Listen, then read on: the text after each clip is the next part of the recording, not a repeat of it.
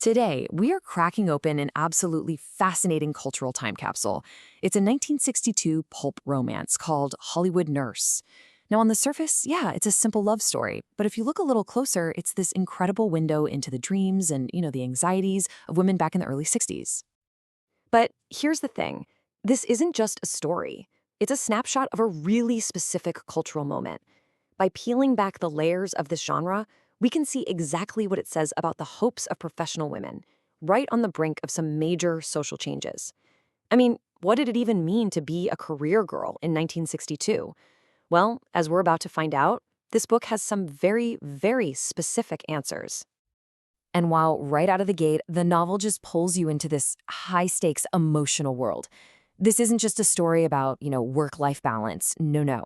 This is about a passion so totally overwhelming it threatens to just erase a woman's entire identity. All right, so let's set the scene. Welcome to the two totally opposite worlds of our Hollywood nurse. The entire story is basically built on this fundamental clash. On one side, you've got the hospital. It's a place of order, of purpose, of professional duty. And on the other, the dizzying glamour and kind of moral chaos of Hollywood.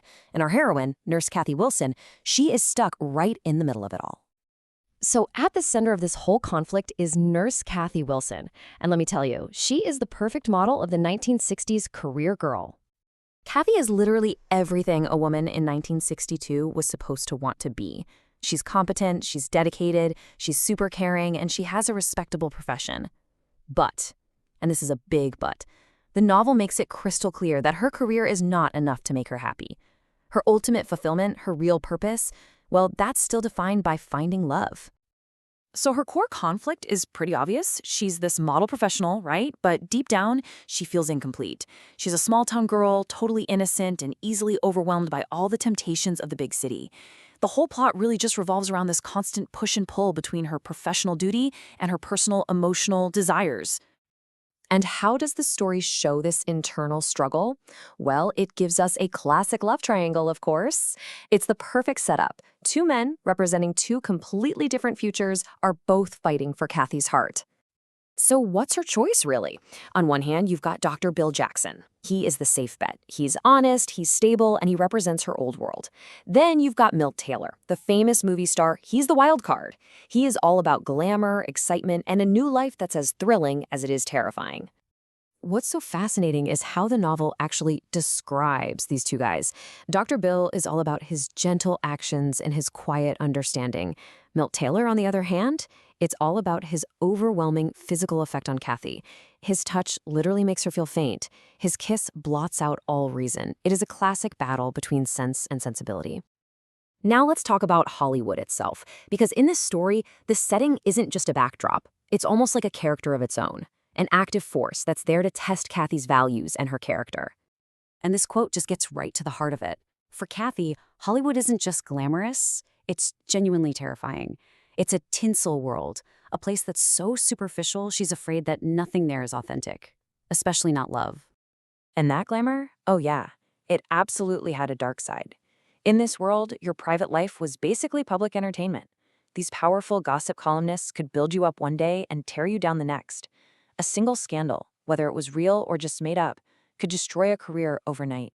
So at the end of the day, Hollywood acts like a pressure cooker. It's designed to burn away all the fluff and force Kathy to decide what she really truly values. Is it the fleeting excitement of fame, or is it the lasting comfort of stability and a sense of purpose? All right, so this all has to come to a head, right? Let's get to the big finale and see how this all wraps up, and, more importantly, what the book's final message really is. This brings us to the million-dollar question. She's at a crossroads. Is she going to choose the passionate movie star in glittering Hollywood, or the dependable doctor back in the quiet world of the hospital? What's a girl to do? And here it is, her big light bulb moment. After all that drama, Kathy realizes her professional calling isn't just a job, it's her core identity. Her true self-worth comes from helping people, not from just being a reflection of some movie star's fame. And so she makes her choice. She turns her back on all the glamour of Hollywood and chooses Dr. Bill Jackson. The career girl finds her happily ever after, not as a star herself, but in the promise of becoming a doctor's wife. Ultimately, this is the big takeaway. The novel sends a very, very clear and very conservative message for 1962. It says, hey, having a career, that's admirable. It gives you purpose, it makes you a good person. But your real happiness, your true fulfillment as a woman, that's found by securing a stable marriage. And that leaves us with one final thought to chew on. This book framed the choice as career versus love. Now, 60 years later, has that really changed?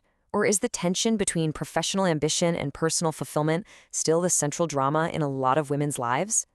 It's something to think about.